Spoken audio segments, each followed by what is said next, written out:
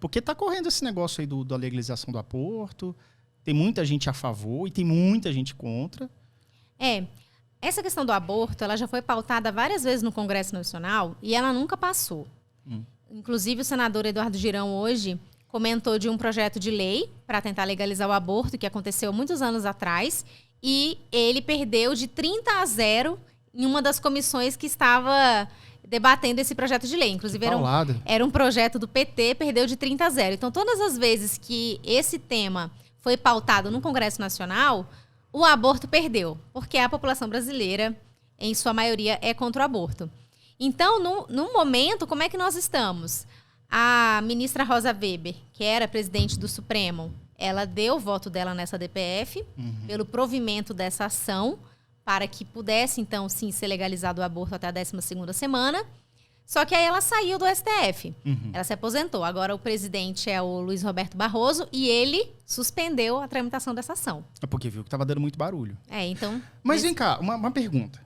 Tem gente falando assim que não cabe ao STF se meter nisso, porque isso é uma coisa do Congresso. Tem muitos parlamentares do Congresso falando isso. O Barroso, por enquanto, ele disse que não vai ter nada. Mas e se ele resolver passar isso? Tem como o STF dizer que, então agora está valendo, vamos voltar aqui, levantar a mão, agora está valendo? Ser uma ampla discussão? Existe esse risco? Existe. Existe esse risco. E é justamente porque existe esse risco, que é o do abuso do poder, que existe a separação dos poderes. É justamente por isso que existe um sistema chamado de freios e contrapesos. Nos Estados Unidos é o chamado checks and balances, que é para que um poder fiscalize o outro, para que um poder freie o outro na hora que está cometendo um abuso. Porque é natural que o ser humano, em algum momento, cometa um abuso quando ele tem poder. Porque o poder demais, ele corrompe. Então, precisa desse sistema. Então, se o Congresso Nacional continuar se omitindo diante dos avanços do Supremo Tribunal Federal, a gente corre um risco grande, sim, do aborto se tornar legal por uma decisão do Supremo. Mas agora nós estamos vendo uma reação do Congresso Nacional. Ontem, inclusive, foi aprovada a PEC 8, que é uma proposta para limitar as decisões monocráticas do STF. Porque lá nós temos 11 ministros. Só que cada um decide de um jeito, monocraticamente, sem submeter a decisão ao colegiado. Eu discordo.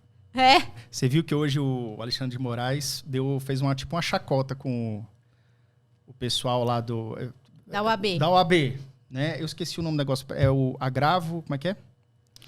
A sustentação oral para a defesa lá. Aí ele virou, então, a OAB vai reclamar, mas tem alguém contra aqui? Aí ele deu 2 segundos pros ministros. Tava todo mundo, quem cala consente. Sim. Aí falou, já que ninguém levantou a mão, os meus 10 colegas aqui, então vamos prosseguir com a nossa decisão de que não tem a sustentação oral. Tipo, caraca, todo mundo tá compartilhando isso e vão emitir uma notinha de repúdio que alguém vai rasgar essa nota de repúdio. Cara, eu tô vendo uma coisa que eu acho que é muito surreal. Eu tô sentindo... Isso, cara, tá um negócio muito desenfreado mesmo. E você acha que até essa reação atual, mais recente do Alexandre, pode ser uma coisa que dê mais força ainda para a PEC 8? Sim. Ela foi aprovada no Senado e vai precisar ser aprovada na Câmara agora, né? Então, a população comemorou, né? Nas redes sociais, as pessoas compartilharam os posts dos senadores mostrando que a PEC foi aprovada. As pessoas estão entendendo a gravidade do que está acontecendo. Estão entendendo a relevância da aprovação dessa PEC. E quando o ministro dá uma declaração dessa, debochada, mostrando que a OAB não significa nada. Nossa, a OAB vai soltar uma notinha de novo contra mim, sei lá o quê. Nossa... Então, assim... Tá muito na cara, né? Tá muito na cara. Mas a OAB tem a sua responsabilidade, né? Que também se omitiu aí. Vamos alimentando o monstrinho aqui. Exatamente. E uma hora o monstrinho vem atrás de você. Vai te morder. Pois Mas me diga uma coisa. Você conseguiria resumir pra gente o que mais ou menos diz a PEC 8, pra quem tá pegando agora esse assunto, e se você acredita que vai funcionar? Então... O texto final, eu sei que ele foi alterado, então eu não li o texto final, mas a ideia é o seguinte, o Supremo Tribunal Federal, ele atua nas ações diretas de inconstitucionalidade. O que é isso? Tem uma lei que foi aprovada pelo Senado, pela Câmara, enfim, pelo Congresso Nacional, foi sancionada pelo Presidente da República e alguém tem conformado com essa lei. Por exemplo, a lei das estatais. Essa lei das estatais, ela colocou uma regra que para que pessoas que trabalhavam no governo, em campanhas políticas, enfim, tivessem ocupado esse tipo de cargo, elas só poderiam assumir cargos em estatais depois de 36 meses. Se eu não estou enganada, o prazo é esse, 36 meses. E aí, não vou lembrar quem foi o partido, enfim, mas entraram com uma ação no Supremo, uma ação direta de inconstitucionalidade, para dizer que essa disposição de colocar 36 meses para um político assumir uma estatal é um absurdo. Você está limitando o emprego de uma pessoa, quando, na verdade, a lei da estatal ela estava protegendo outro tipo de interesse, que é o interesse público, que é a moralidade. A lisura, a transparência e exatamente. E aí o ministro Lewandowski deu uma decisão monocrática, sozinho, suspendendo esse artigo da lei. Não gostei da lei. Então, deixa eu passar o liquid paper aqui. Exatamente. Foi tipo liquid paper na lei. E aí suspendeu a lei. Então, se suspendeu, não tá valendo. Caraca. E aí, então, vamos botar o político lá dentro. Já que a lei não existe mais? Até na diretoria da Petrobras estavam querendo mudar. Então vem cá. Tem uma lei que diz assim, ó, não é permitido essa manobra de botar esse político nesse cargo, devido a essa lei. Aí invalidaram a lei. Isso. Para que fosse possível. Um ministro invalidou. Uma decisão monocrática. E aí, fica lá. Quando o Lewandowski devolveu esse processo para julgamento, o Dias Toffoli pediu vista. Ou seja, suspendeu de novo. Você entende? Então, estava acontecendo isso. Dá uma decisão monocrática, na hora de julgar mesmo, alguém pede vista. E segura a decisão monocrática. Então, essa PEC, ela vem mudar isso.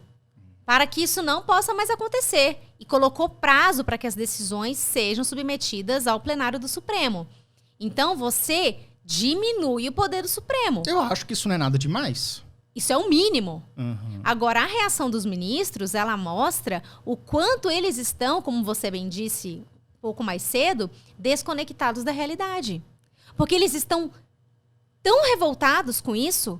Nossa, mas o problema do Brasil não é o STF. Como assim? E o que estão fazendo? Gente, eles nada mais são do que agentes públicos.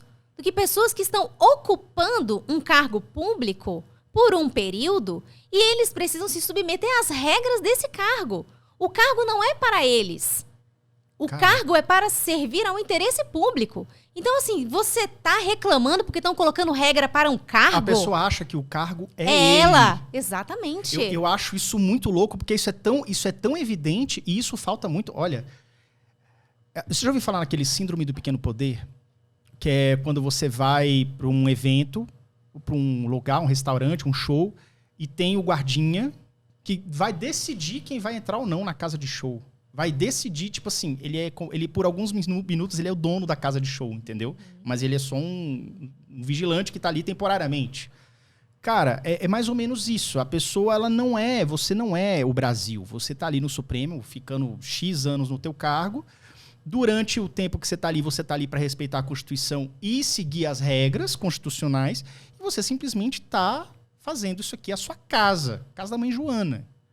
Não é isso que a gente está percebendo, Couto? Com certeza. Imagina você tem um chefe que fala que você vai agora trabalhar, você não tinha regra no seu trabalho, você fazia o seu bel prazer e aí o seu chefe colocou regra. O que aconteceu foi isso, o chefe colocou regra. Os chefes dos ministros somos nós. Exato. E a nossa vontade ela é manifestada através dos votos dos parlamentares, porque eles são os nossos representantes. Então nós, chefes dos ministros, colocamos a regra. Acabou a decisão monocrática. Agora tem prazo para pedido de vista. Nós fizemos isso. É verdade. Porque eles estão manifestando a nossa vontade. Os ministros agora têm que baixar a cabeça e cumprir a regra. Ou não. Vai que eles suspendem. Me diga uma coisa. Essa PEC 8, ela vai virar o quê? É uma lei... É uma emenda constitucional. Então, ela altera de imediato a Constituição? Não. Ela vai para o Congresso, é aprovado lá e altera de imediato a Constituição. A PEC é proposta de emenda constitucional. Significa isso. Ela tramita nas duas casas do Congresso, que é o Senado e a Câmara. Ela pode começar tanto na Câmara quanto no Senado. Essa PEC 8, ela foi proposta por um senador Oriovisto Guimarães, E aí teve todo o seu trâmite lá no Senado Federal. E ela é votada, toda a PEC é votada em 2 turnos. Ou seja, tem 2 votações. Faz uma votação, depois faz outra. Foi votada em 2 turnos no mesmo dia, essa PEC. Geralmente é assim que acontece. Agora ela vai para a Câmara. Precisa votar em 2 turnos lá também. Acho que tudo indica que vai passar lá também. O pessoal tá com sangue nos olhos. Pelo que eu apurei hoje lá, perguntando dos deputados, o ambiente é bem favorável para a aprovação dessa PEC.